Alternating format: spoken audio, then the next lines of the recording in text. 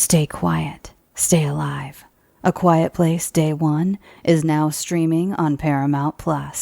Experience the day the world went quiet in this terrifying continuation of the thrilling universe of A Quiet Place. When Sam returns home to New York City, she is thrown into a harrowing nightmare when mysterious creatures attack by hunting for sound. Lupita Nyong'o and Joseph Quinn star in A Quiet Place Day 1, now streaming on Paramount+. Rated PG-13. Head to ParamountPlus.com/quiet to try it free. Hello everyone. The clip you're about to hear is from one of our exclusive Patreon episodes on a recent horror release, and just like all of our other episodes, it might include major spoilers for said horror release, so don't listen to it if you haven't already seen it. You've officially been warned.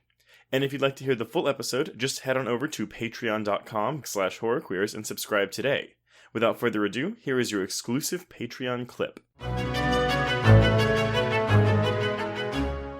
Nothing about this film is like a huge turnoff in terms of it's not super gory. It has recognizable enough actors where you might say, oh, okay, casual folks will know Kyle Gallner from one of his many, many projects. Yeah. Maybe less so Willa Fitzgerald, but I think for a lot of people, she's also the discovery of this film. Oh my God, Joe, we fucked it up. Okay, so everyone, before we go into spoilers, because this is very much a movie that it can be spoiled. I would say go in as blind as possible, but even saying that, it's like priming you for something. So just try to just forget everything about this movie before you see it.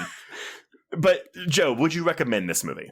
I would recommend this movie, yes. I would too, and I will remember it, and I will say yes. As good as Kyle Gallner is, and he's very good in this movie, Willa Fitzgerald is the MVP. Like, oh my God, everyone, some context for this. So as Joe said, we watched this last year at Fantastic Fest, and that's also when Follow the House of Usher premiered. And my only experience with Willa Fitzgerald was that Scream TV show. The TV show, and she is, I'm going to be honest and brutally blunt, she's fucking terrible in that show. She's very bad. And granted, it is a case where I'm like, oh, is it the role or is it her? Because the role is also very bad, but like she... Yeah, and we always default assumed it's like, oh, well, like some of the characters on that show pop, so it must be her. She must just be like a bland protagonist, and she's not really doing much to elevate this, to make the material interesting. But I truly was like, everything I've seen her in, she's just a bit bland. She's a bit flat. She's a pretty actor, but at the same time, like, there's a dime a dozen. It's Hollywood. And then all of a sudden, we see her in this 1-2 punch of people trusting her to do something different. Frankly, she needed to play a bitch. Yeah. And all of a sudden, it's like she is light years ahead of where she was. I'm a little worried she's going to get Emma Roberts and like just be typecast in these types of roles moving forward. But you know what? As long as she doesn't go into American Horror Story, we should be fine.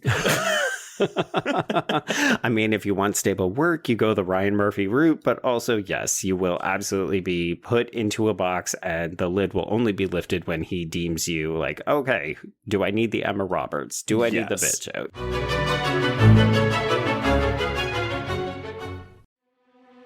Hey everyone, my name's Robert M. Lamb and I'm the writer and creator of the horror series Paralyzed, a psychological creature feature that deals with depression and sleep paralysis. If you're looking for something truly terrifying and disturbing, this is it. We already have 4 seasons out right now with another on the way. You can listen to Paralyzed on Spotify, Apple, or wherever you listen to podcasts, or find Paralyzed online at bloody.fm. But be warned, this series is intense.